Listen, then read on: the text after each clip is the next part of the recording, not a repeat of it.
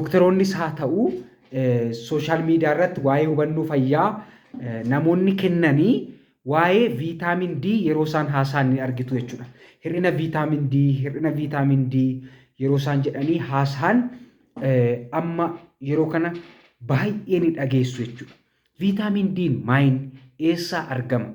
Faayidaan isaa maali? Yoo hir'ate immoo qaama keenya irratti maaltu nu mudata? Milikkitoota yookaan mallattoo akkam akkamii argisiisa? Kan jedhu wal duukaa ilaallaa jechuudha. Viitaamin D ifti aduu mataansaa viitaamin D miti. Garuu ifti aduu qaama keenyatti gogaa keenyatti bahu viitaamin D akka inni oomishamu akka inni aktiveet ta'u ni gargaara jechuudha. Viitaamin D oomishuu keessatti gogaa keenya duwwaa immoo miti. Kaleen keenyis akkasumas immoo tiruun keenyis gahee guddaa qabu jechuudha. Kanaaf viitaamin D aktiivii ta'ee akka inni qaama keenya keessatti hojjetu oomishamu kan taasisu ifi aduuti. Kanaaf ifti aduu yoo jiraate viitaamin D akka oomishamuuf gargaara. Malee ifti aduu mataansaa viitaamin D miti. Viitaamin D kun immoo akka viitaaminoota warra kaanii akka viitaamin B kompleksii kana viitaamin B1, B2, B3, B4, B5 jennee kan waamnu B6 haga B12 tti kan waamnu akka viitaaminoota B akka viitaaminii warra kaanii viitaamin C kan nyaatarraa yeroo baay'ee argannu miti. Nyaatota muraasatu hamma muraasa viitaamin D kana qaba jechuudha. Kanaaf primary source of vitamin D sunlight exposure. Kana jechuun ifa aduuti. Soorsiinsaa maali? Kana jechuun karaatti viitaamin D qaama keenya keessatti aktiveet ta'uu inni tokkoffaa fi inni olaanaan karaa ifa aduutii jechuudha. Kanaaf yeroo baay'ee ifa aduu daa'ima reef dhalatturraa kaasee hamma namoota jaarsolii ga'eessotaa hundumaa dabalatee ifa aduu ganamaa argachuu qabu kan nuti jennu jechuudha. Daa'imti tokko erga dhalattee torbee lamaa booda daqiiqaa 15 haga 20 sa'aatii aduun baay'ee gubaa hin taanetti sa'aatii naannoo sa'aatii 3 haga 4 akka aduun bayetti jechuudha. Akkasumas immoo galgala keessas aduun erga qabbanaa'ee sa'aatii 9 haga 10tti ta'uu danda'a. Ifa aduu ilaallee daa'ima torbee lamarraa kaasnee daqiiqaa 15 haga 20tti utoo homa tokko ittiin dibiin homaa dibanni hin barbaachisu. Aduu keessatti baasuu qabna jechuudha. Dibata hin barbaachisu. Erga aduutti baasnedha kan nuti dibuu qabnu. Nama guddaafis daa'imaafis jechuudha. Karaa kanaa hir'ina viitaamin D daa'ima irrattis namoota gurguddaa jaarsota irrattis hir'isuun ni danda'ama jechuudha. Hir'ina viitaamin D hir'isuun ni danda'ama. Kanaaf maal gochuu qabna? Ifa aduu argachuu qabna jechuudha. Daa'ima qofaa miti namoonni gurguddaallee ifa aduu argachuu qabu. Yoo viitaamin D kun immoo hir'atee kaalsheemiin qaama keenya keessa jiru waan hir'atuu fi kaalsheemiin immoo keessumattuu lafee keenya irratti kaalsheemiin argamu hammisaa guddaa waan ta'eef jabina lafee baay'ee waan barbaachisuu fi kanaaf haphachuu lafee inni gara biraan immoo dadhabbina lafee dhukkubbii lafee wantoota kana fidee waan dhufuu fi maal gochuu qabna? Viitaamin D kana sirriitti argachuu qabna jechuudha. Karaa nuti argannu immoo inni tokkoffaa inni olaanaan ifa aduuti. Nyaatota muraasa keessatti argama. Innis fish oil yookaan aasaa zayitii jedhanii kan waaman akkasumas immoo tuunaa keessatti, puphaa keessatti wantoota muraasa keessattidha kan inni argamu. Hammisaayyuu kontentiisaayyuu baay'ee miti jechuudha. Kanaaf viitaaminoota keessaa viitaaminoota nuti nyaata yookaan immoo nyaatarraa hamma muraasa argannu yookaan immoo sirriitti argachuu hin dandeenye viitaamin D fi viitaamin K dha. Warri kun qaama keenya keessatti kan isaan oomishaman jechuudha. Kanaaf maal gochuu qabna nuyi viitaamin D argachuuf ifa aduu argachuu qabna jechuudha. Ifa aduu argachuu qabna jechuudha. Namoonni addunyaa kana irratti persentii 50 ta'an viitaamin D hir'ina viitaamin D qabu.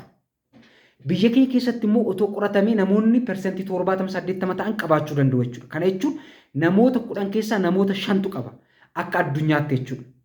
Riisarchiin baay'een qorannoon baay'ee kan hojjetan.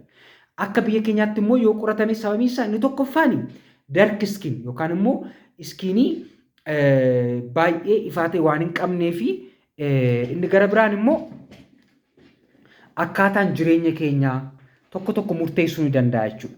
Kanaafiyyuu viitaamin D hir'inni viitaamin D yaa persentii 50 yoo ta'u Itoophiyaa keessatti akkuma iddoo kaanitti qoratametti kan jechuun namoota 10 keessaa namoonni 5 hir'ina viitaamin D qabu jechuudha. Hir'ina viitaamin D yaada. Kanaaf viitaamin D hir'ina yoo qabaanne mallattoo akkam akkamii argisiisna? Mallattoon isaa inni tokkoffaa fi olaanaan homaa mallattoo argisiisuu danda'a. Baay'ee yoo gad bu'eef yoo nurra tureef mallattoo tokko tokko argisiise immoo mallattoo akkamii argisiisa? Dadhabbii nagar malee, dhukkubbii lafee, dhukkubbii maashaa, dhagni keenyi baay'ee wiik ta'u yookaan dadhabuu, dibbirtii yookaan immoo dipireeshin yookaan dhiphinni illee nutti dhaga'amuu danda'a. Enerjii dhabuun nutti dhaga'amuu danda'a. Dafnee dhukkubsachuu dandeenya. Keessumattuu ijoollee irratti dafanii qufaan isaan qabuun, dafanii nimooniyaa yookaan immoo saambaa micheettanii kan waamtan isaan qabuun. Sababiin isaa viitaamin D immuniitii keenya keessatti gahee guddaa qaba. Dandeettii infekshinii ittisuu keenyaa, dandeettii dhukkuba ittisuu keenyaa keessatti gahee guddaa waan qabuuf hir'inni viitaamin D yoo jiraate infekshiniin amma nu qaba jechuudha. Viitaamin D faayidaa hedduu qaba jechuudha. Jabina lafee qofaaf miti. Jabina lafee qofaaf otoo hin taane iskiinii keenyaaf bu'aa guddaa qaba jechuudha. Ifa aduurraa wanti argamu jechuudha. Kanaaf ifa aduu gaafa qaqqaamannu immoo hammisaas baay'achuu hin qabu. Maaliif gogaa keenya miidhuu danda'a.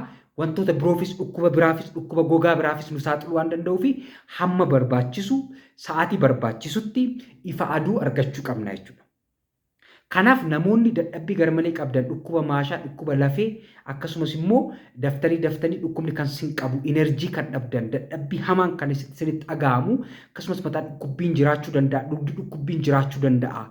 Kanaaf iyyuu warri akkasii viitaamin D keessan cheeggochuu qabdu.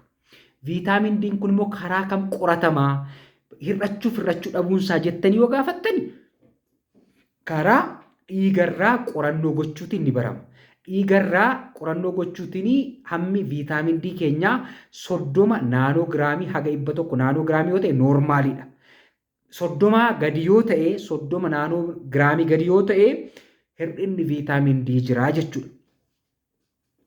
Hir'inni viitaamin D yoo jiraate akkamitti yaalla? Viitaamin D qaama keenya keessa jiru ijoollee irratti hammi nu barbaachisu dabaluu danda'a. Dubartii ulfaa irratti hammi barbaachisu dabaluu danda'a.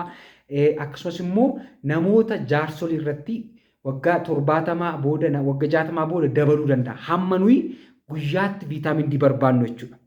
Garuu umurii keenya irratti hundaa'u wantoota biraa irratti hundaa'u malee namoonni hundumtuu viitaamin D isaan barbaachisaa jechuudha. Garuu namoota viitaamin D hir'ina qabanii qorannoo godhanii 30 gadi kan ta'e qoricha maal fudhachuu qabu? Moo maaltu isaaniif ta'a? Yaala maaltu isaaniif ta'a? Viitaamin D guyyaarraa guyyaatti kan fudhatamu wayin immoo torbeetti si'a tokko firee tokko kan fudhatamus jira. Kan inni ittiin safaramu international unitidha. Qorichi isaan kan kennamu jechuudha viitaamin D. Viitaamin D hir'inni isaa jiraate akkasumas haphachuun lafee yoo jiraate rakkinni kaalsheemis yoo jiraate viitaamin D fi kaalsheem iddoo tokkotti kan qabate taabileetiin ni jira innis ni kennama jechuudha. Inni kuni ogeessa fayyaatiin ilaalamee yoo isiniif kenname baay'ee gaariidha. Sababiin isaa kaalsheemiin baay'achuunis rakkina fiduu danda'a. Viitaamin D baay'achuunis rakkina fiduu danda'a jechuudha. Kanaaf callistanii 50 international unity torbeetti si'a tokko kan fudhatamu firee tokko kan fudhatamu torbeetti callistanii yoo fudhattanii teessitoon godhiin hamma viitaamin D qaama keessan keessa jiru utoo hin bariin callistanii gabaarraa bittanii yookaan immoo faarmaasiirraa bittanii yoo fudhattanii viitaamin D qaama keenya keessa yoo baay'ates kaalsheemii baay'isuu waan danda'uu fi onnee keenya miidhuu danda'a jechuudha. Dhaannaa onnee keenyaa miidhuu danda'a jechuudha. Baay'ee nu oobsuu danda'a jechuudha. Baay'ee nu finceessisuu danda'a. Dadhabbiin hamaan nutti dhaga'amuu danda'a. Mataa dhukkubbii hamaan nutti dhaga'amuu danda'a. Kanaaf hamma viitaamin D keessanii otoo hin bariin qoricha gabaarraa bittanii hin fayyadamina. Yoo hakiima mariisistanii yookaan dooktara mariisistanii viitaamin D yoo isin barbaachisa ta'e dooktarii yoo isin ajaje akkasumas kaalsheemii yoo isin barbaachisa ta'e dooktarii yoo isin ajaje baay'ee gaariidha jechuudha. Ergaan koo innarraa walumaa galatti namoonni rakkina viitaamin D hir'ina viitaamin D mallattoo isaa qabdan mallattoo an duraan eeree deemaati viitaamin D keessan hammasaa cheeggosaa yoo inni gad bu'eera ta'e hakima keessan yookaan dooktarii keessan mariisisuutiin viitaamin D guyyaarraa guyyaa guyyaatti fudhatamus jira, qofaasaa kan fudhatamu, kaalsheemii faana kan fudhatamu, akkasumas torbeetti immoo si'a tokko firee tokko kan fudhatamus jira. Hakimni keessan akka barbaachisutti qoricha kana torbee sadiirraa haga ji'a sadiitti isinii ajajuu danda'a jechuudha. Hamma hir'ina isaa irratti hundaa'ee yookaan immoo sadarkaa hir'ina isaa irratti hundaa'ee akkasitti isinii ajajuudhaan isinii sirrachuu danda'a jechuudha. Daa'imoota irratti immoo mallattoo akkamii argisiisa? Danda'anii ka'anii dhaabbatanii deemuu dadhabuu, akka hiriyoota isaanii fiiguu dadhabuu, deemuu dadhabuu, guddachuu dadhabuu, akkasumas immoo dafanii isaan dhukkubuu, nimooniyaan saambaa michiin dafee isaan qabuun, mataan isaanii akkas bahuun yoo jiraate, akkasumas immoo inni gara biraan immoo mataa isaaniis guddachuu yoo jiraate, danda'anii ka'anii dhaabbatan yoo ta'e, yeroo dhaabbatan immoo miilli isaanii walitti je'ee jalli immoo yoo walirraa fagaata ta'e akkuma footoo kanarratti argitanii warri kun rakkina viitaamin D yookaan immoo hir'ina viitaamin D ta'uu waan danda'uu fi laamsha'uu lafee ta'uu waan danda'uu fi inni kun immoo rikkeettis jennee kan waamnu waan ta'eef isa kanas hatattamaan mana yaalaa fudhattanii daa'ima keessanis cheek akka goosistan isiniin jedha. Galatoomaa. Baay'een sin jaalladha. Yoo jaallattan sheer godhaa. Gaaffii yoo qabaattan koomentii irratti barreessuu hin dagatinaa. Subscribe gochuu hin dagatinaa. Galatooma.